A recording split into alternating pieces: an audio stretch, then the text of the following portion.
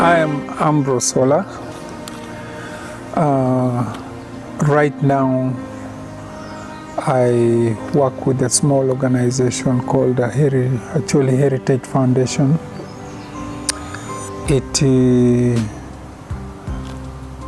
draws its mandate from the intention to intellectualize Acholi heritage, having realized that much of what constituted Acholi heritage, tradition and culture has not been well understood, has been misinterpreted, and many times called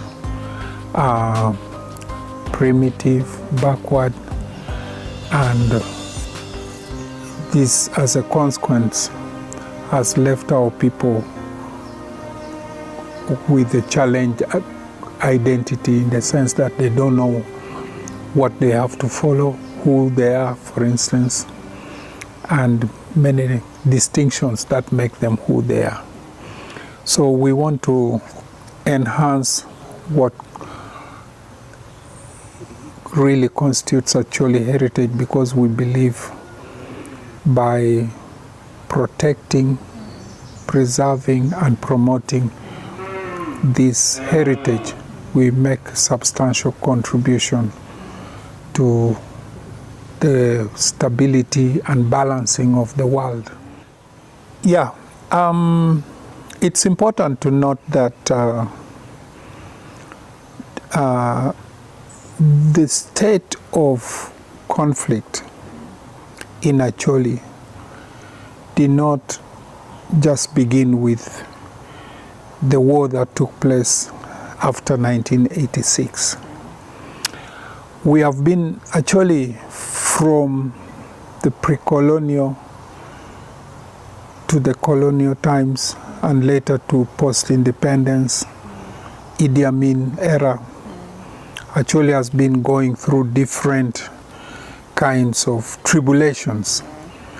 Yeah, you are aware we had a lot of inter and intra-community conflicts before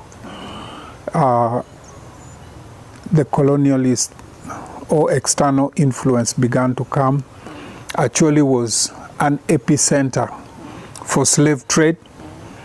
You know, I think you people who deal with the tours take people a lot to Becker's Fort. You know, it was a slave-holding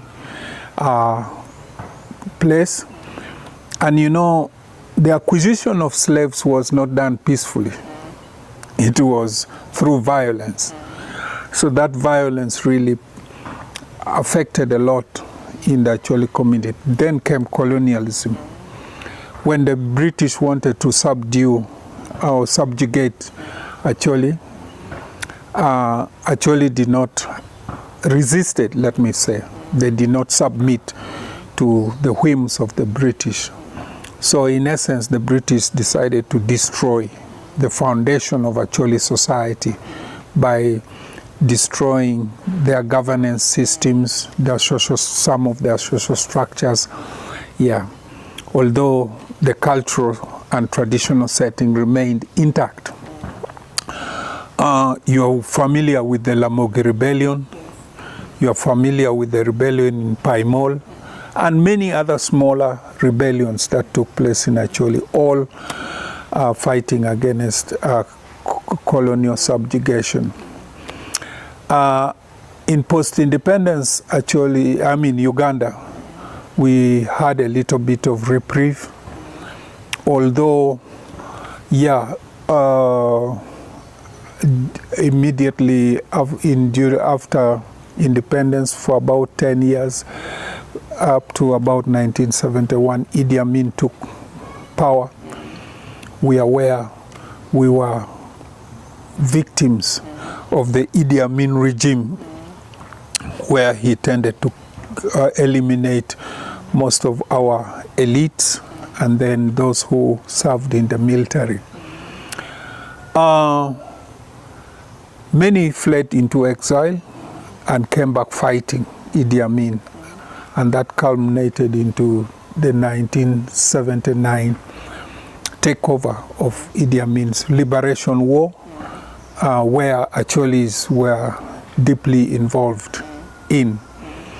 Yeah, and that liberation war, when Idi Amin's soldiers were fleeing north, some of them passed through Acholi, and definitely we experienced some upheavals.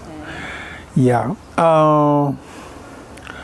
Then obviously we had the 1980 to 1986 war, Luwero Triangle War. You are aware the bulk of a large proportion of the military in the 80s, the early 80s, were from Acholi, and they got involved in the war in Luwero. And when the Tito Okello regime was overthrown, still much of then that really set us off to the major conflict that took place in Acholi proper. So you can see all these indicate that Acholi in one way or another has been a conflicted society and things like that. And the net effect is that it was gradually impacting on the character of the Acholi society in one way or another. Yeah. So in 1986, when the current government took power, I think a lot is said about what really happened and what led to the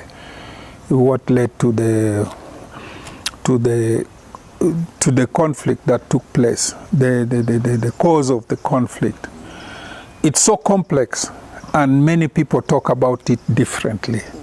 Yeah, what we are aware of is that the bulk of what used to be the Uganda National Liberation Army fled into the Sudan, encamped in the Sudan, but were driven back by a force in the Sudan that pushed them out or dismantled the camp, attacked the camp and dismantled it. So these people filtered back into the communities, and somehow what we understand, and which definitely has factual elements, was that certain units within the NRA began to hunt them down. I think the most notorious were the ones that were sent, I think 69th Battalion or something were sent here, and they began to hunt down the remnants of the Uganda National Liberation Army. And they definitely felt threatened and obviously began to form themselves. Certain atrocities happened. If you're knowledgeable about the Namukora massacres, in fact, those were some of the distinct characteristics of the actions that led to the cause of the initial conflict in Acholi.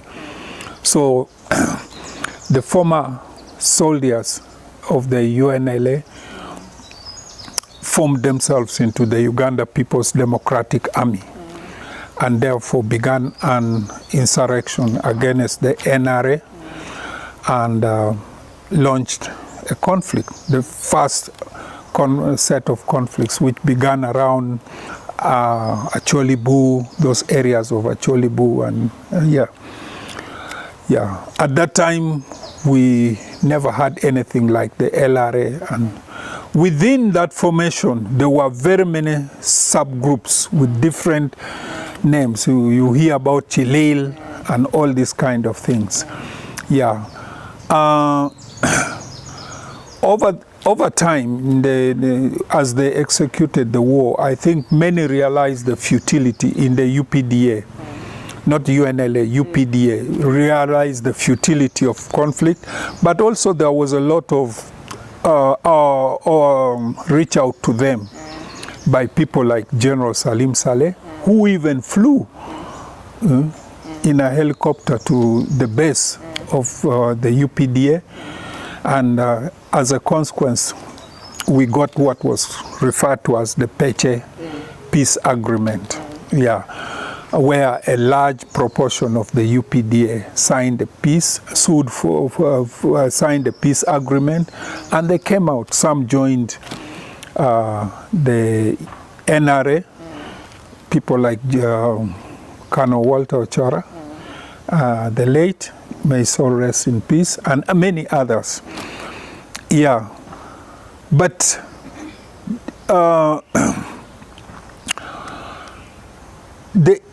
the grievances,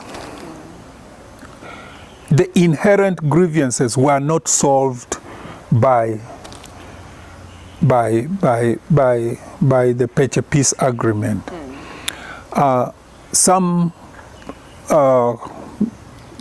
people, members of the UPDA and others outside it, did not trust that the current government would honor the provisions of that peace agreement, and so they remained. The groups led by Odong Latek, I think we are very familiar with him, and others. So they continued to fight on. And as they fought, new opportunistic forces began to infiltrate the insurgency. And one very prominent one was the emergence of Alice Lakwena, a spirit medium, who used spiritual inferences to justify her war. And we see that her influence grew with the conflict, the war, the battles that took place around Konakilak, where the UPDA was fighting on one side against the NRA, but alongside that also came the Holy Spirit movement, and also fighting against the LRA, but sometimes undermining the battle efforts of the UPDA. Unfortunately, we lost some very eminent persons there, like Eric Odwa. I think you are very familiar with that. And a large number of individuals on both sides really died at Konakilak and things like that.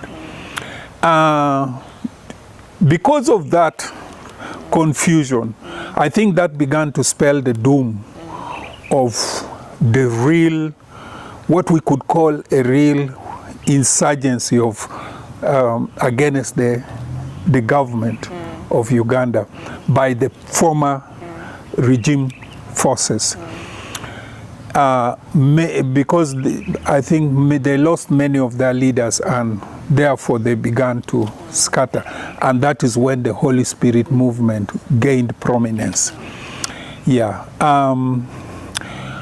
When the Holy Spirit movement gained prominence, the mode of operations changed. I am abridging the story so that we don't take a lot of time. There's a lot of detail to what I'm saying. The Holy Spirit movement gained momentum, and because of its the charismatic nature of Alice Lakwena, it drew in a lot of the young people, because it filtered into their very being. Because they trusted a lot in her spiritual powers. Imagine to the extent that if they smeared on shea butter oil, they would be invincible to enemy bullets. They could use stones would turn into explosives and the like. So she really managed to convince a lot of young people. And at that time, though, she never committed a lot of atrocities against the people. Her charisma drew in a lot of fighters on her side, and they moved on and on into Lango, Teso, and into eastern Uganda until they were defeated in Jinja. Yeah. Now, people who understand the element of spirit inferences know that spirits do not die. They shift once one medium loses power, then they shift to another. And I think that is by the time she was fizzling out and disappearing, Joseph Kony was also the spirits began to manifest itself in Joseph Kony, who also took over as a spirit medium. Yeah. He initially maintained the charisma of Alice Lakwena up to a point when the vast majority of the population in Acholi began to doubt the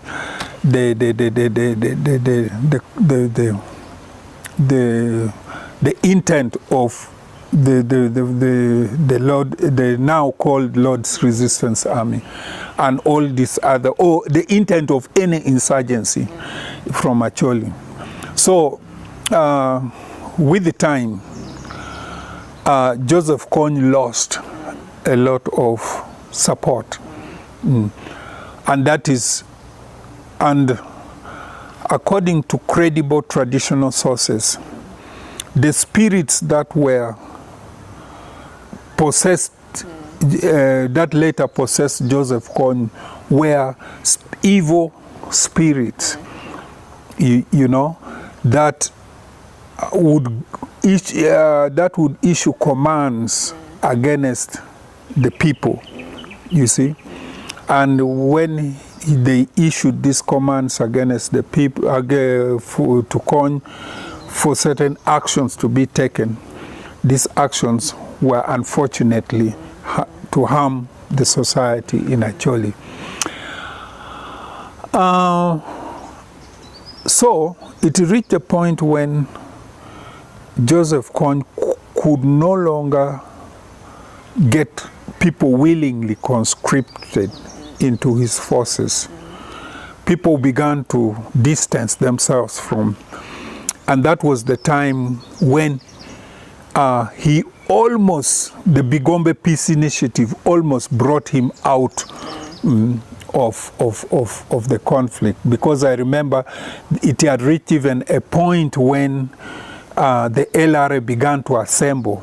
I remember in Ayul Kitgum, they had assembled at some point, yeah, waiting only for the orders to emerge out of the bush. The Pagak, I think, is it the Pagik? Yeah, the Pagik. Bigombe had met many of these people in Pagik, and really that was a fundamentalist faction of the government in Sudan. Al-Turabi was one of the leaders in Sudan, and a theological leader, but also political leader in Sudan, who was very closely linked to the Osama bin Laden. You remember, if you study the history of Osama bin Laden, he was in Sudan. And the person who was responsible for his being in Sudan was Al-Turabi. And so Kony benefited from the fundamentalist ideology. And what did that fundamentalist ideology input in the LRA? They inputted the element of ultimate violence, terror to submission, philosophy in the LRA, you see. And then one way, the other, weapons, medicines, uniforms, and all this military. Yeah, and then some training. I'm aware of some commanders of the LRA I gathered, like Yadin, who was killed somewhere here. He was called Yadin somebody, who was trained in Afghanistan, for instance. Yeah, so that that changed the outlook of the LRA. They became extremely violent. They disregarded any element of human rights. And all the atrocities that they committed began to appear at that time. And yeah, so the region began to get insecure in one way or another. Now, another dimension, what then transpired was that the LRA became more prolific in their prosecuting the war, and therefore it gave a lot of headache to the government. Now, that then brought about the instance of displacement.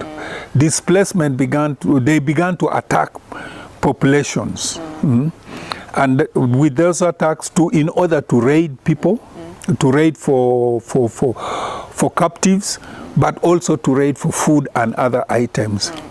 So this then caused people to initially spontaneously get displaced.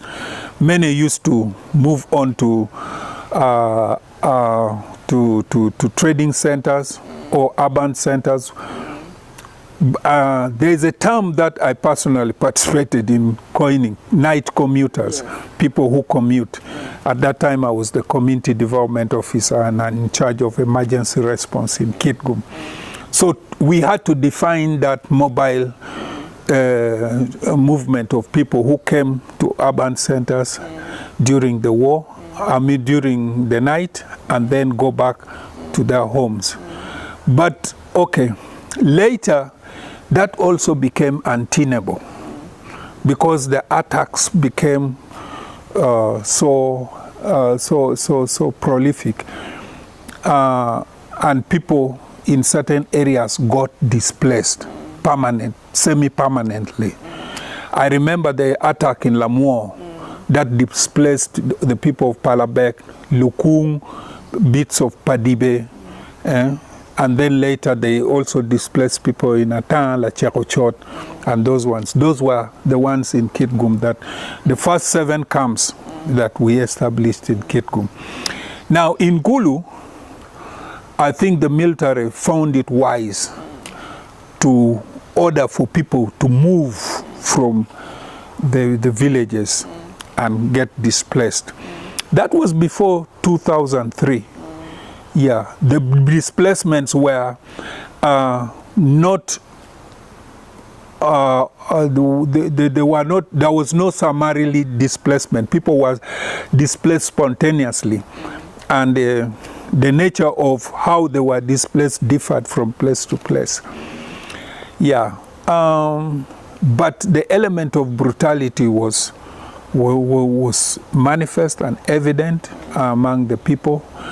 The disruption of life.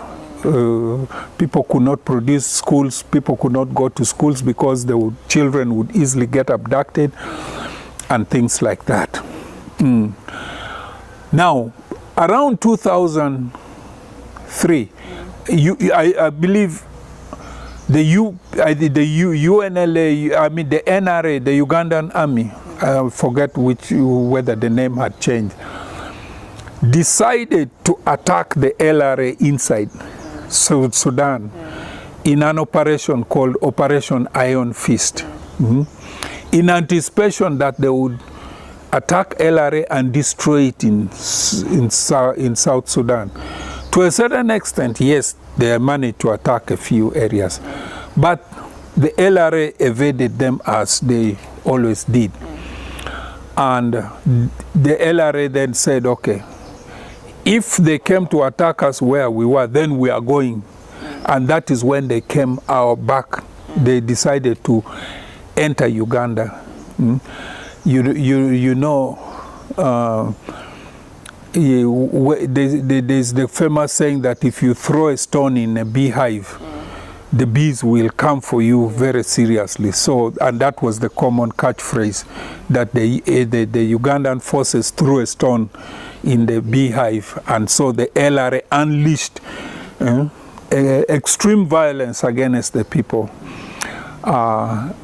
around 2003, and that is when Operation Iron Fist became the turning point for extreme violence against the people of Acholi. And what then happened is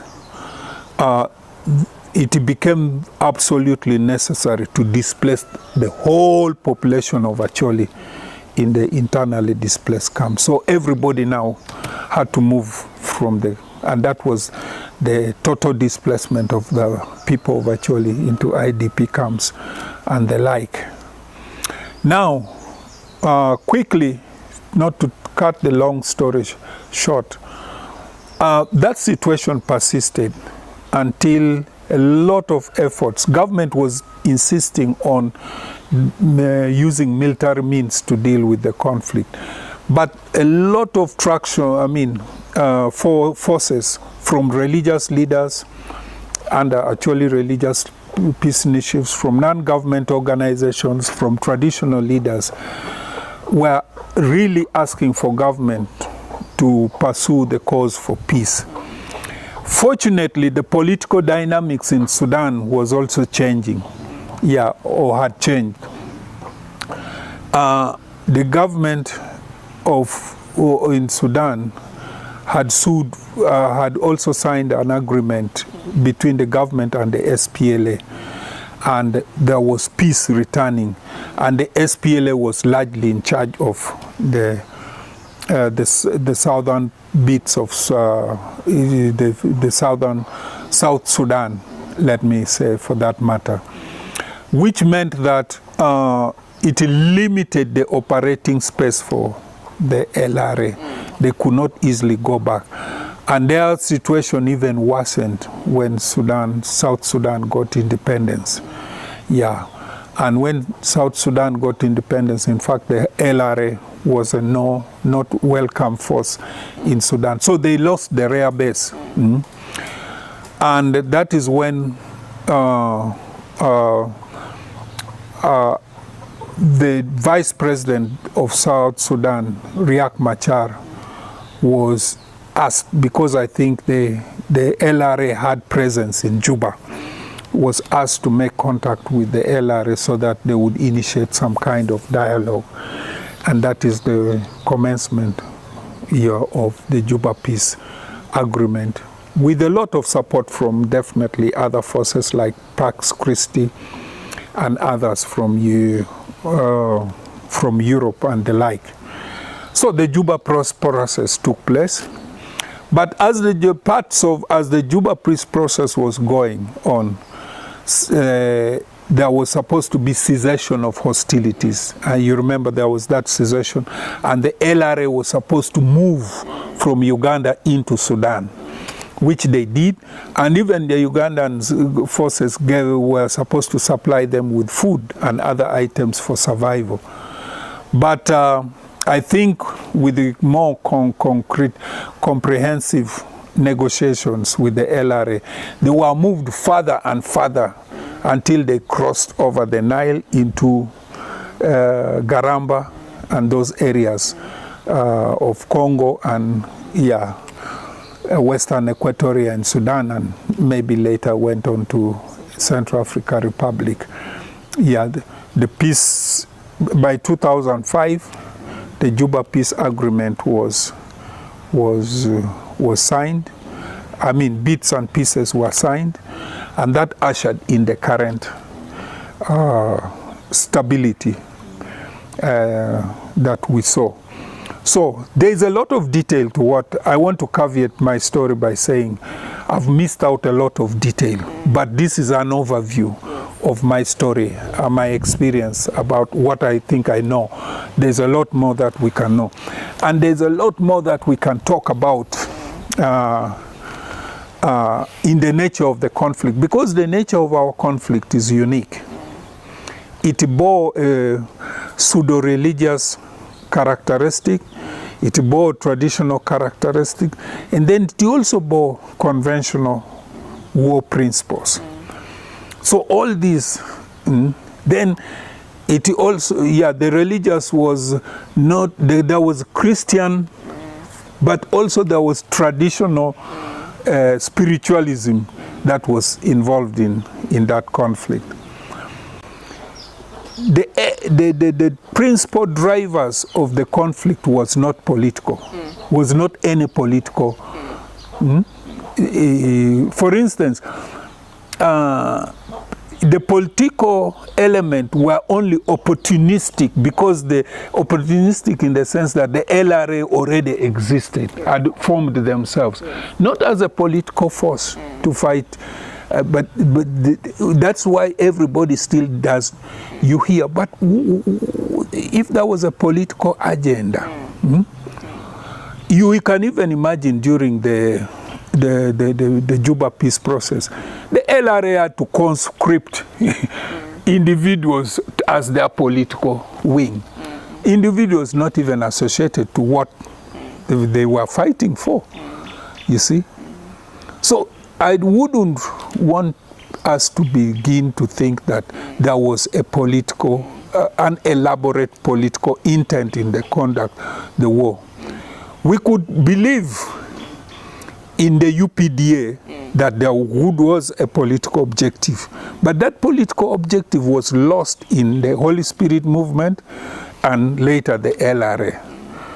So I think that is a misconception, and that is the unique nature of this conflict, that it is very difficult to draw political parallels to the justification of the war. Yes. You see, the war was prosecuted in Uganda. Yes. Uganda is a state. Yes. There is a state responsibility to promote, to protect the lives and property of the people of Uganda. Yes. And that is inevitably, the Ugandan government had to execute that mandate. Yes. Yeah, because, for instance, when bandits are here, like Ago are attacking our people in town, should the government fold its hands because Ago is not attacking a government institution? No. It is government's responsibility. Yeah. So in essence, the LRA was more of a bandit-like formation, but at a bigger scale. So the government of Uganda could not sit back and say, oh, the LRA is attacking Acholi, and we sit back. They had to fight back. But also origin of the war, the government was part of it as well.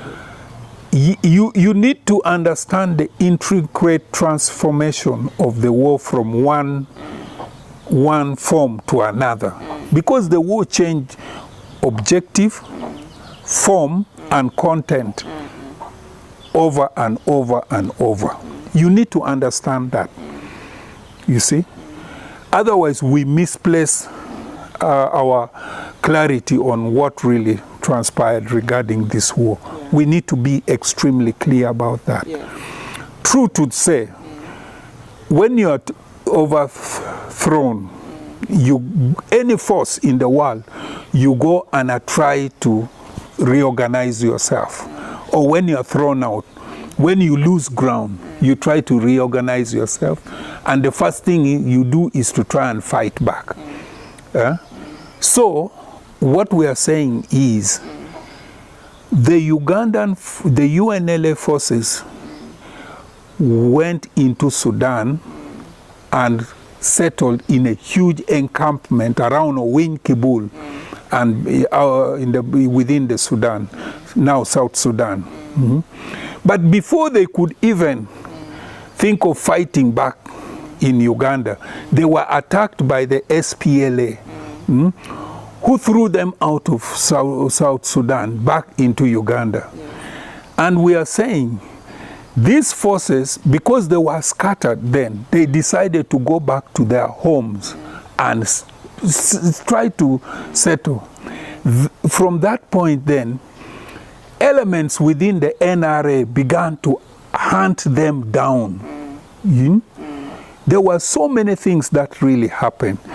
These elements, for instance, is it the 69th Battalion or something? They were For instance, there was a battalion of Fedemu fighters. These were literally bandits in Kampala who were integrated in the NRA, and they were brought to Kitgum and taken to Damkora. They unleashed a lot of violence against people. There were officers, like one was called Suicide in Kitgum. We are aware how much they hunted. These soldiers began to anything good they would see, they would take, because they said these things were looted from Luero and the like. So the ex-soldiers began to feel extremely victimized, and they said, we are not going to die, unfortunately, like a woman. We are also men. So they had to fight, initiate a mechanism of fighting back. And that's how the conflict began. That is how the conflict began. At that time the conflict began, I was in Palabek, I was in Kitgum, and I was due to go back to school in St. Peter's College, Tororo. Yeah. In fact, I was caught up in the initial battles around Acholi. Yes. But memory should not make us stuck to make the same mistakes that we made, or to go through what we went through. Otherwise, we fail to evolve, we fail to innovate, we fail to do so many things. You see, we must we must define memory using the lens of the Acholi tradition. You see, how did Acholi memorialize? Did that memory keep them back? No. Somebody sacrificed something. That's memory. So you are carrying on the memory. And it's incumbent upon you to learn why Adiero became your name. It's not only enough for you to say, I was named after my grand auntie. She was named after maybe another great auntie. But that great auntie was named after an event. What is that event? That's memory. You get my point? Yes, I do. Number two, actually don't sing songs for fun. All their songs have meaning, and most of those meanings bear elements of memory. That's why you must be very careful when you are singing an Acholi song. Some of the songs are songs of victory for war. Some of them are songs for bitter memory of hunger, famine, or a very traumatic event. Some of the songs for various reasons. Even the dances. In fact, some of their war dances accompanied with war songs.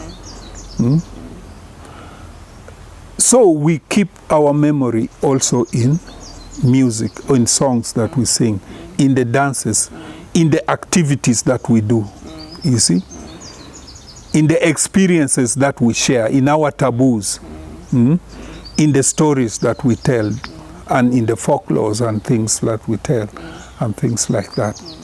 Yeah. And some of our practices, the don'ts, the why we don't exist as part of what we memorialize, you see. Why don't we do this? There's a reason. The reason for why we do something or we don't do something has a fact in memory, you see. But importantly, actually love to come to closure. So they keep those in songs, in names, just for us to learn lessons from, to tell the story about something, yeah, but not to hold back our society. So they love to come to closure, even in the event of death. That is why immediately after the conflict, the battles, the violence, actually opted for cleansing Moyo chere. What does moyo chere mean? Coming to closure. Collecting all the bones that were left and reburying them. What is that? Closure. And that chapter is closed. Goroliel. Do you know why actually Goroliel? I would like to hear more. It's number one, they believe, because actually believe in life after death. You continue to believe in, and you continue to influence life of the living. The pattern of life of the living. Especially our older people who have impacted life. So, when you die, the spirits, your spirit goes into the wilderness. Yeah? According to Acholi. Now, it reaches a point when you have to bring back the spirits to its rightful place in the homestead, in the community. Gorone. You bring back the spirits and place the spirit in its rightful place in the family, in the homestead, so that it continues to play its role as a guiding spirit in the family. That is why if the family is in adversity, who do you pray to? You pray to your ancestors, the foregone. How do you pray to a foregone whom you have left in the wilderness? When you leave the spirits in the wilderness, they become evil spirits. They are called Chien, Ayuea, and they come back to harm society. So actually do not want to leave our spirits in the wilderness to become Ayuea. To become evil spirits. That's why they say if you walk in the wilderness anyhow, you encounter evil spirits. And that is, do you know why I actually call anywhere outside home team? Yes, team is where the evil spirits live. So like us who come from, I come from Palabek, I'm in team. When I go home, I have to step on an egg. I have to go through a cleansing ritual, so that I leave the spirits of team and I don't enter it with it home. You see? Yeah. So, now, the spirits you collect from team are the spirits we have left unattended to by not gorring their liel over the years. That's why we strive. And they have with that, you not goroliel has consequences. The first point that if that spirit attacks is when it turns evil, it's its own home.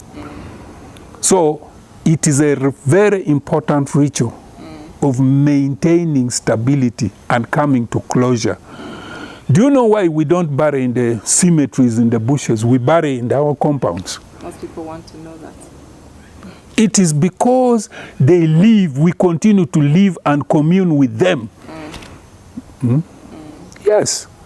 They continue to play their role in our lives. That is why we had a bila, the temples of our ancestors in our compounds. These stones we put, and we give, in the year we give it food. We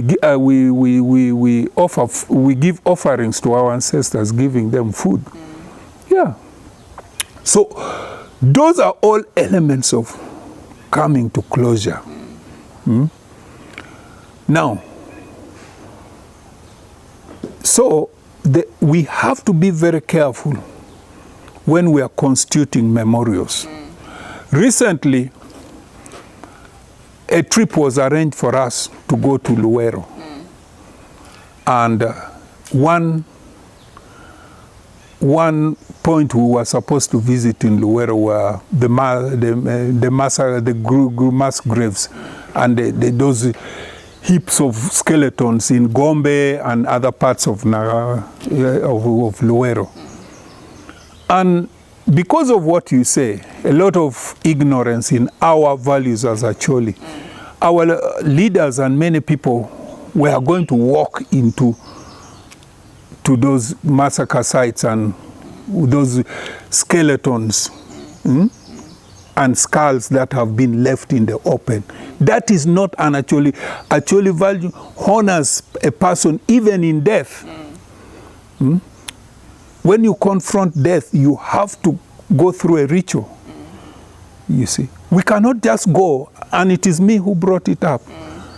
I told the congregation, the people who are moving, I said, what does Acholi tradition say about confronting or going where death, where the dead, where the remains of the dead are, or if we confront? Have we done the rituals that allow us to go there? No. What about if we carry those spirits and take back to our homes and they begin to harm our people? That's when people realized they were making a mistake. I asked the question, how many people died in Acholi? Have you seen any bones left like that? The Acholis made an effort to bury all the dead, regardless of who it was. That is in our tradition and culture. Now, if you want to do it the European way, are you going to carry the bones, exhume the bones and put it in a museum to show? That is uncultural. So that's why I'm saying, when you're thinking of a memorial, especially a war memorial, you must be very conscious of the intricate prescriptions of our tradition and culture, or else you'll be causing us a huge problem. And there are consequences to that. That will be a center for evil spirits, a center for evil. Now, we lost a number of people. How are you going to carry all that responsibility? The society to tell its story. People are quiet. Yes. People are traumatized. So the memorial will be, okay, people, you give a platform for people to tell their stories, yes, to share their experience. Yes. That is very, very important. Yes. So that young people listen. There are people who are now coming of age who do not even know what an IDP camp was. Yes. But then we need to get people to talk about this, yes, to tell the story. So the center you are conceiving should be the center that alive. It should not be a center that, alive, that helps people to talk about, to express themselves. A center that people listen. Do you know the Na? Where Na? Yes. Do you know that most of the Na songs, when people sing, people cry? Why? Because of how deeply they are touched by it. Yeah. And it helps them to memorialize. Can we promote the Na like? Na is a very big form of music. Very rich in information. People, and that was the purpose of Na. For memory. Yes, and some songs. I remember my mother when she used to grind sorghum or millet or sim or granuts. Sometimes she cries. Real tears. She's grinding but crying, singing and crying. Then you wonder what is the problem. Then she's be memorializing, yes, all that she has gone through, or all that the stories that she has been told, or things like that. So there are many ways that we can memorialize in the traditional way, yes, and we must be able to pick those up. Yes. I have told you, we memorialize in there are many aspects of our tradition that help us to memorialize.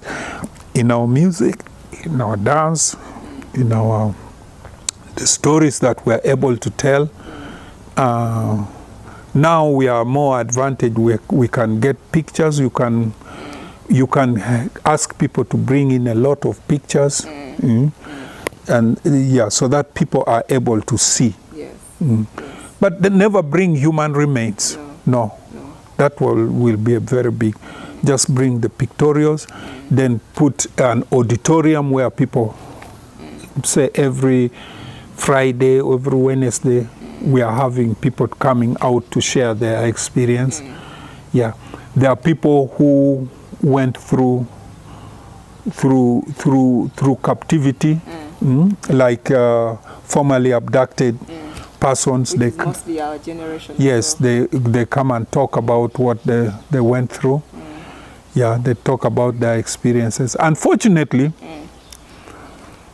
we have allowed this experience, sharing some of these experiences, to be used by organizations to serve their own interests, to advance their own interests. But we should now change from that direction, so that what we say about what we went through is to serve our interests as Acholi. Yes. Yeah. Okay.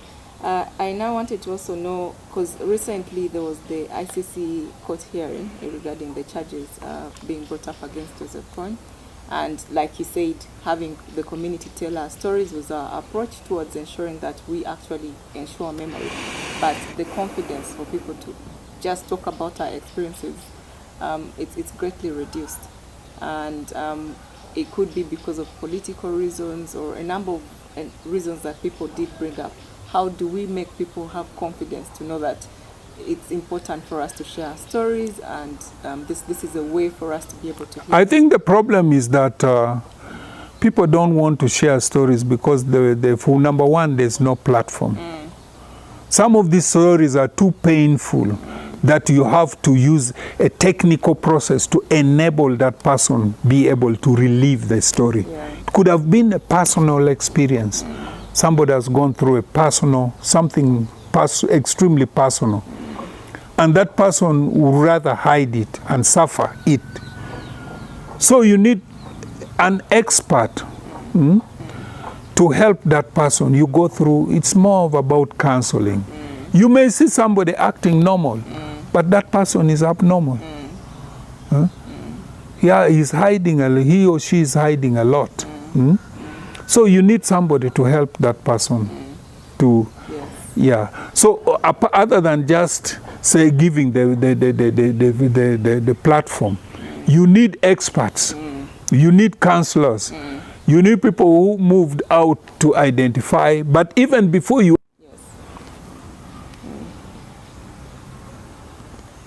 there's a lot of indigenous knowledge, a host of wealth. Forget about your degree you got.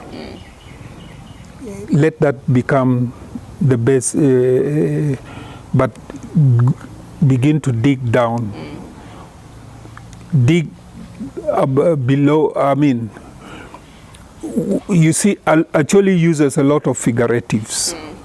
Dig behind the figuratives to determine the essence of knowledge that you get from the Acholi.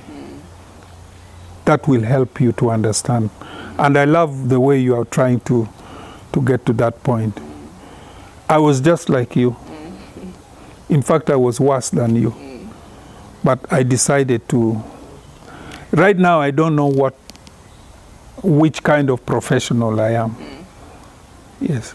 Am I a conflict specialist? Am I a sociologist? Yes. Am I a historian? Am I a development specialist? Because I do all. But at the end of the day, before I do anything, I study the context. And that's what they call conflict sensitivity.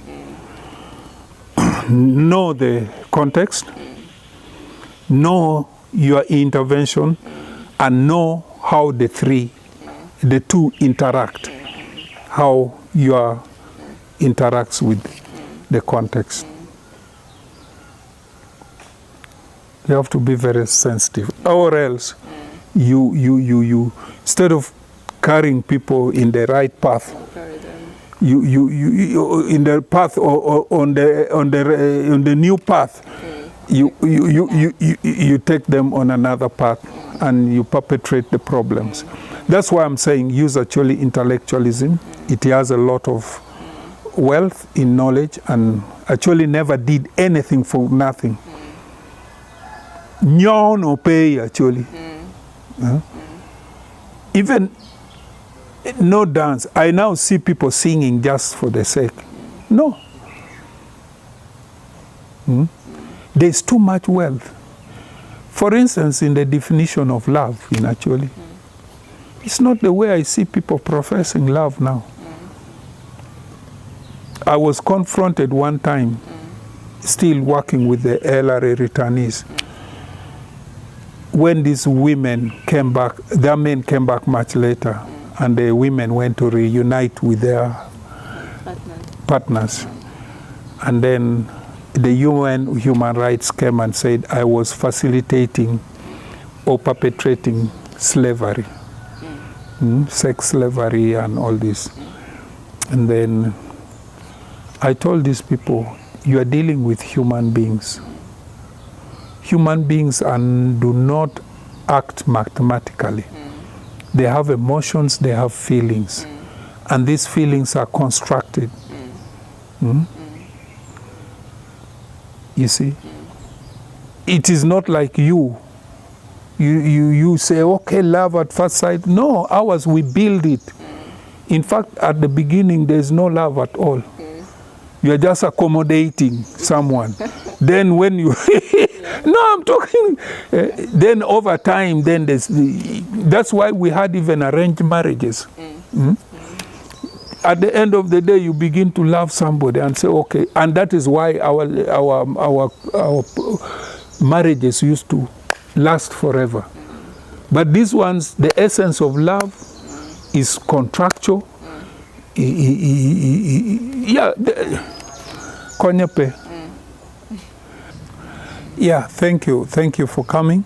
I'm always available. Acholi Heritage Foundation, this is what we do. We try to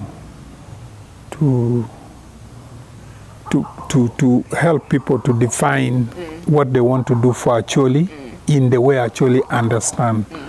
Yeah.